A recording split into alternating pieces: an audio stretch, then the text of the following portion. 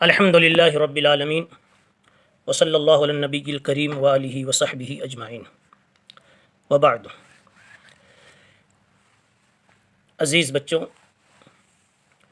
آج کے سبق کا پہلا عنوان ہے حصول علم کے لیے امام بخاری رحمۃ اللہ علیہ کا سفر، جس کو رحلات علمیہ سے تعبیر کر لیجئے، اسفار علمیہ سے تعبیر کر لیجئے۔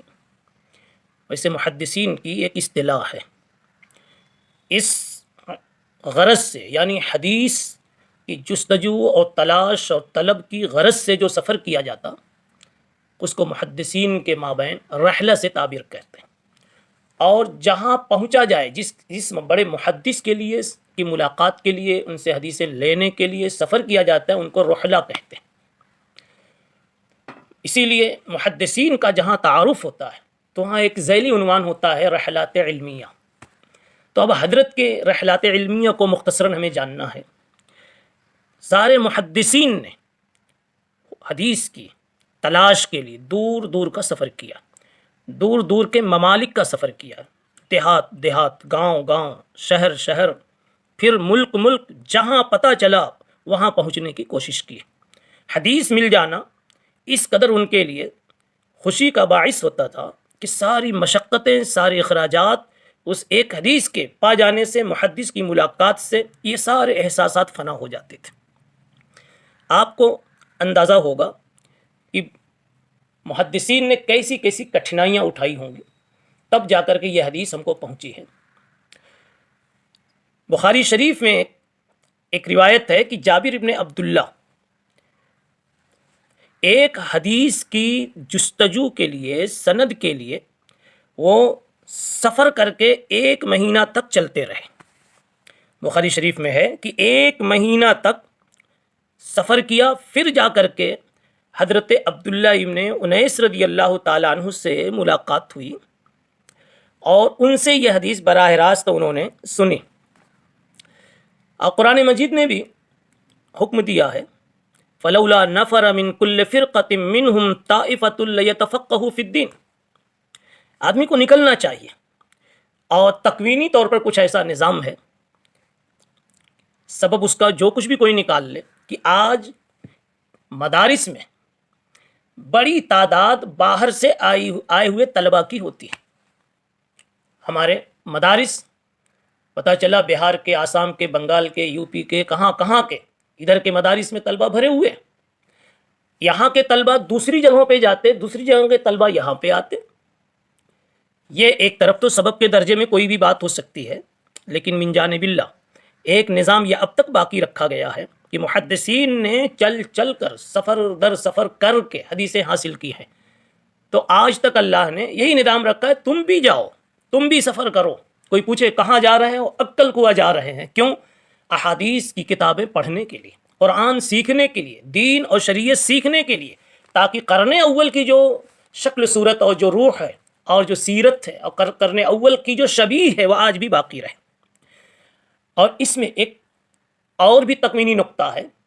حضرت ابراہیم ابن ادہم رحمۃ اللہ علیہ فرماتے ہیں کہ اصحاب حدیث کے سفر کی برکت سے، محدثین کے سفر کی برکت سے، طالبین حدیث کے سفر کی برکت سے، مشتغلین بالحدیث کے سفر کی برکت سے اللہ تعالیٰ امت سے بلاؤں کو اٹھا لیتے ہیں۔ اس لیے کوئی طالب حدیث بن کر، معلم حدیث بن کر کسی جگہ، یا معلم کتاب و سنت بن کر کسی جگہ سفر کر کے جاتا ہے، اس بستی پر کوئی عذاب آنے والا ہوتا ہے، تو اس محدث کے، اس معلم کے سفر کی برکت سے، قدم کی برکت سے اللہ تعالیٰ وہاں کی بلاؤں کو، وہاں کی آفتوں کو، مصیبتوں کو ٹال دیتے ہیں، اللہ دور فرما دیتے ہیں۔ امام بخاری رحمۃ اللہ علیہ نے بہت سارے مکانات اور بہت سارے شہروں کا سفر کیا۔ ابتدا ہی سے، ابھی صرف 16 سال کی عمر ہے، آپ نے حجاز کا ارادہ کیا، اپنی والدہ اور بھائی احمد کو لے کر کے حجاز تشریف لے گئے، اور پھر وہاں مکہ مکرمہ میں بھی قیام رہا، مدینہ منورہ میں بھی قیام رہا۔ 18 سال کی عمر میں پھر مدینہ منورہ کا سفر ہوا، اور وہاں کے جو مشہور محدثین تھے، مثلا عبد العزیز اویسی، ایوب ابن سلیمان ابن بلال، اسماعیل ابن ابی اویس وغیرہ سے مل کر وہاں رہ کر ان سے حدیثیں حاصل کی، اور ابھی 18 سال ہی کی عمر تھی کہ ان محدثین سے اتنا سارا لے لیا تھا کہ خود کتاب لکھنے کی صلاحیت پیدا ہو گئی تھی، اور اسی عمر میں قضایت صحابت و تابعین اسی سفر میں لکھے، اور اسی سفر میں التاریخ الکبیر کا مسودہ بھی لکھا۔ بہرحال عرض یہ کرنا ہے کہ حضرت نے حصول حدیث کے لیے مختلف مقامات کا سفر کیا۔ صرف ہی تو حجاز کی ایک بات بتائی گئی، پھر حضرت بصرہ بھی تشریف لے گئے۔ وہاں کے محدثین میں ابو عاصم النبیل، محمد ابن عبداللہ انصاری، اور عبد الرحمن ابن حماد، محمد ابن عرارہ، حجاج ابن منہال جیسے کبار محدثین موجود تھے، ان سے احادیث کا سماع کیا۔ اور اس کے علاوہ حضرت نے خود فرمایا کہ میں نے بصرہ کا تو 4 دفعہ سفر کیا، کوفہ اور بغداد کے متعلق مجھے یاد ہی نہیں کہ میں کتنی مرتبہ گیا۔ حافظ نے حدیث الساری میں نقل کیا ہے کہ حضرت نے ایک موقع پر فرمایا لا احصی کم دخلت الى الکوفۃ وبغداد مع المحدثین، کتنی مرتبہ کوفہ اور بغداد جانا ہوا یہ بتانا میرے لیے مشکل ہے۔ بہرحال حضرت نے مختلف ممالک کا، مختلف شہروں کا سفر کیا، بصرہ ہے، کوفہ ہے، شام ہے، مصر ہے، الجزیرہ ہے، اسی طریقے سے اور دوسرے جہاں جہاں کسی محدث کا پتہ چلتا وہاں ضرور جاتے اور جا کر کے حدیثوں کے حصول کی فکر کرتے تھے۔ یہ جو لمبے اسفار حضرت کے ہوتے تھے، ان لمبے اسفار میں حضرت کو بارہا ایسی نوبت آئی کہ کھانے کا نظام نہیں تو درختوں کے پتے نیچے سے گھاس زمین سے توڑ کر کھانے کی نوبت آ جاتی تھی، لیکن آپ کے سامنے ایک چیز پڑی ہوئی تھی کہ لا یستطاع العلم براحت الجسم، اگر علم لینا ہے تو جسم کی راحت کو بھول جانا چاہیے۔ بہرحال اس طرح سے اتنے بڑے انسان بن گئے اور اس قدر شان کے انسان بن گئے، اللہ نے بنا دیا کہ حضرت کو دنیا حدیث میں ایک ممتاز مقام نصیب ہوا۔ یہ بات یہاں سے چلی تھی، یہ ہے چیزیں خود بخود چیزیں نشب، کوئی نہ کوئی بنیاد ہوتی۔ کہتے ہیں بصرہ ہی کے سفر کی ایک بات نقل کی جاتی ہے، فرماتے ہیں ایک آپ کے دوست حصول حدیث کے ہمدرس یعنی آپ کے ساتھی حاشد ابن اسماعیل فرماتے ہیں کہ ہم بصرہ میں امام بخاری رحمۃ اللہ علیہ کے ساتھ تھے، بزرگوں کے پاس جایا کرتے تھے۔ ایک مرتبہ ایک محدث کے پاس ہم پہنچے، انہوں نے حدیث لکھوانے کا کام شروع کیا، ہم سب ساتھی لکھ رہے تھے۔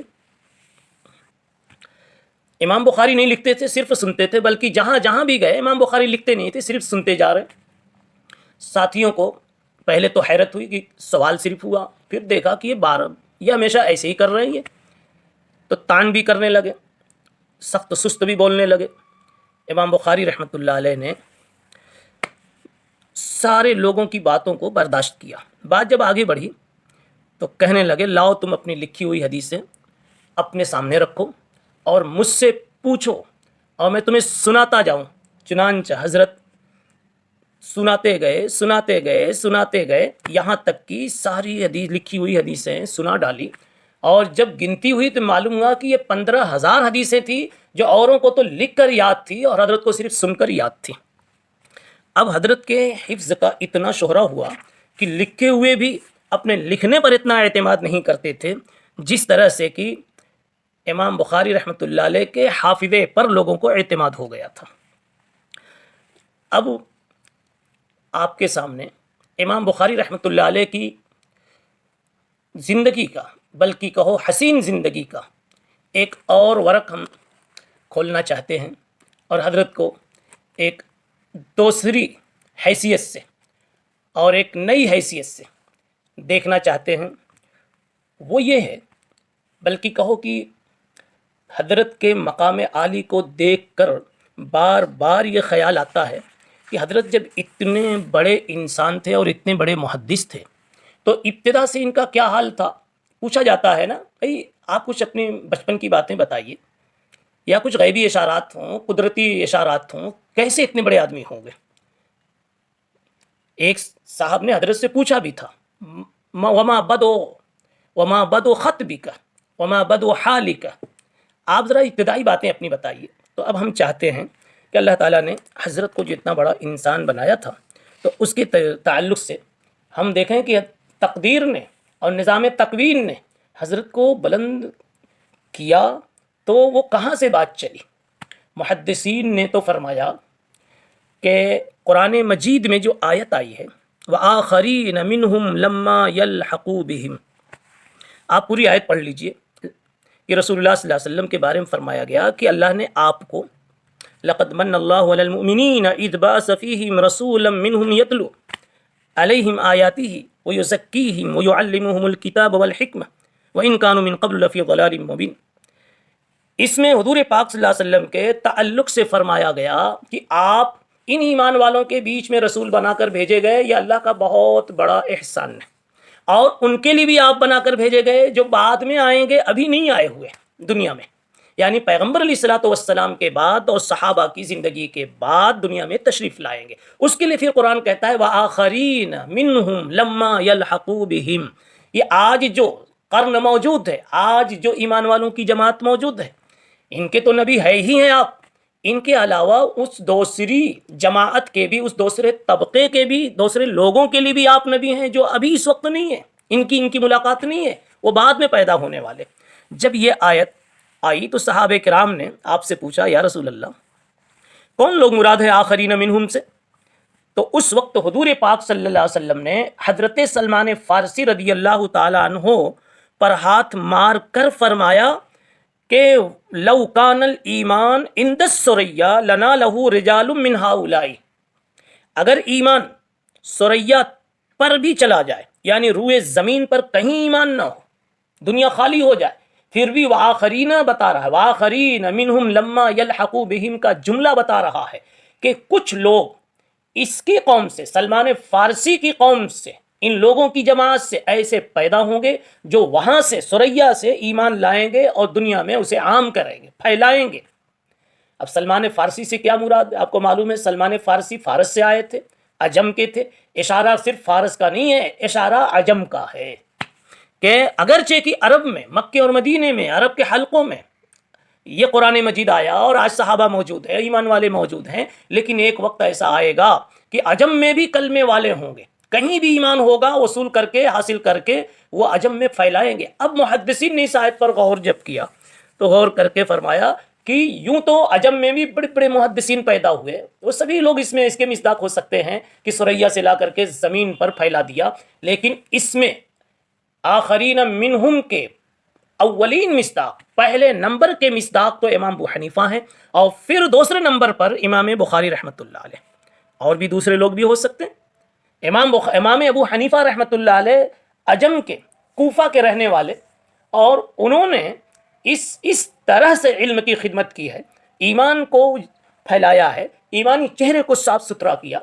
اسی طریقے سے امام بخاری رحمۃ اللہ علیہ نے حدیث کی جستجو اور تلاش اس طرح سے دور دور سے کر کے اکٹھا کر دیا کہ لوگ محدثین نے کہا کہ یہ اولین مصداق ہیں امام ابو حنیفہ اور امام بخاری رحمہ اللہ. حتیٰ کہ امام سیوطی رحمۃ اللہ علیہ نے جو تبعید الصحیفہ فی مناقب ابی حنیفہ جو کتاب لکھی ہے، اس میں بھی حضرت نے بھی امام ابو حنیفہ کو اس کا مصداق قرار دیا ہے. اور ایک اور حدیث ہے بخاری شریف میں بھی اور مسلم شریف میں بھی، اس بخاری میں بھی صراحت کے ساتھ یہ بات کہی گئی ہے کہ لو کان الدین عند الثریا لذهب به رجل من فارس او قال من ابناء فارس.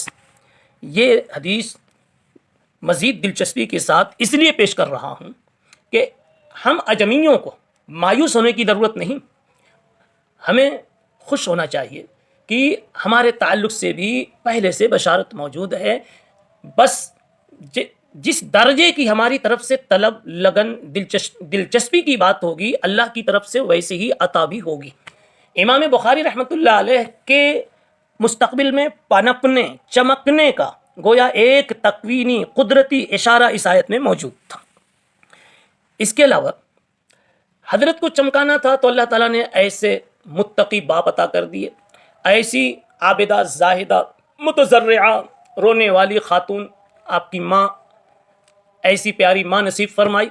یہ تو اسباب ہوئے، لیکن حضرت کی خود ذاتی کوششوں اور ذاتی حضرت کے تقوی کی بنیاد پر ایک مرتبہ امام بخاری کے خادم خاص اور آپ کی تحریروں کو لکھنے والے محمد ابن ابی حاتم یہ کہتے ہیں کہ میں نے دیکھا کہ حضور اکرم صلی اللہ علیہ وسلم خواب میں کہیں تشریف لے جا رہے ہیں اور امام بخاری رحمۃ اللہ علیہ آپ کے پیچھے پیچھے چل رہے ہیں. جہاں آپ کے قدم مبارک پڑ رہے ہیں وہیں امام کے قدم پڑ رہے ہیں. اللہ کے نبی نے جہاں قدم رکھا آپ جب قدم اٹھاتے ہیں تو امام بخاری رحمۃ اللہ علیہ وہاں قدم رکھتے ہیں. خواب ختم ہو گیا. کیا ہوا اس میں؟ اس کی تعبیر یوں لی گئی قدم پہ قدم رکھنا یعنی امام بخاری رحمۃ اللہ علیہ کی زندگی عین سنت کے مطابق ہے، سنت کی پیروی کے ساتھ آپ زندگی گزار رہے ہیں. اسی انداز کا ایک اور خواب یاد آیا جس سے آپ کے تعلق سے بزرگی اور فضل اور شرف اور مقام اور عظمت کا اندازہ کیا جا سکتا ہے کہ اس کتاب کے یعنی صحیح بخاری کے جو نسخہ لکھنے والے ہیں، جو ہمارے ہاتھ میں یہ نسخہ ہے، اس کے اور بھی نسخے ہیں لیکن یہ جو موجودہ نسخہ ہے اس کے لکھنے والے ہیں وہ ہیں محمد ابن یوسف فربری. یہ محمد ابن یوسف فربری کہتے ہیں کہ ایک مرتبہ میں نے خواب دیکھا کہ حضور پاک صلی اللہ علیہ وسلم مجھ سے پوچھ رہے ہیں این ترید، کہاں جا رہے ہو تم؟ میں نے عرض کیا ارید محمد ابن اسماعیل، میں محمد ابن اسماعیل بخاری کے پاس حدیث پڑھنے جا رہا ہوں. آپ نے فرمایا اقرئہ منی السلام، جاؤ ان کو میرا سلام کہہ دینا، میرا ان کو سلام کہہ دینا. میرے بھائیوں اور میرے عزیزوں، حضور پاک صلی اللہ علیہ وسلم کا سلام پہنچایا جانا، اتنی بڑی عظمت کا مل جانا کس بنیاد پر تھا؟ وہ اصل میں بات وہی ہے کہ غیبی نظام کو یہ معلوم تھا کہ یہ بندہ کتنی مشقتیں کتنی قربانیاں جھیل سکتا ہے. اس کے اعتبار سے حق تعالی شانہ نے ان کا مقدر بھی ایسا خوبصورت بنا دیا. اللہ تعالی ہم سب کو حسین مقدر نصیب فرمائے. وآخر دعوانا الحمدللہ.